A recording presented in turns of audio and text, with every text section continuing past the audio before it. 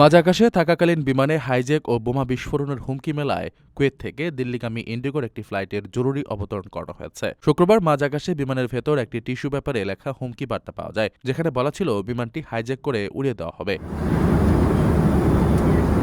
এই ঘটনা নজরে আসার পরপরই তড়িঘড়ি বিমানটিকে আহমেদাবাদে ঘুরিয়ে দেওয়া হয় এবং ভোর ৬টা ৪০ নাগাদ সেটি নিরাপদে অবতরণ করে। বিমানটিতে মোট ১৮০ জন যাত্রী ছিলেন। ল্যান্ডিংয়ের পরপরই আপৎকালীন তৎপরতার সঙ্গে তাদের সবাইকে নিরাপদে বিমান থেকে বের করে আনা হয়। এরপর স্ট্যান্ডার্ড থ্রেট রেসপন্স প্রোটোকল মেনে প্রতিটি যাত্রী এবং তাদের মালপত্র আলাদাভাবে তল্লাশি করা হয়। তবে দীর্ঘক্ষণ তল্লাশির পর সন্দেহজনক বা বিস্ফোরক কোনো কিছুই পাওয়া যায়নি। পুরো ঘটনাটি তদন্ত শুরু করেছে কর্তৃপক্ষ। ৬ ফেব্রুয়ারি প্রবাসী সিটি সাইট অফিসে আয়োজন করা হয়েছে ইনভেস্টর্স ফেয়ার ২০২৬।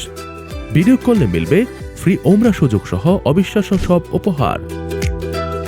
দিনব্যাপী এই আয়োজনে শিশুদের জন্য থাকবে আনলিমিটেড ফান রাইড, আর বড়দের জন্য মনোরম নৌকা ভ্রমণ ও কলাপাতায় পরিবেশিত লাঞ্চ।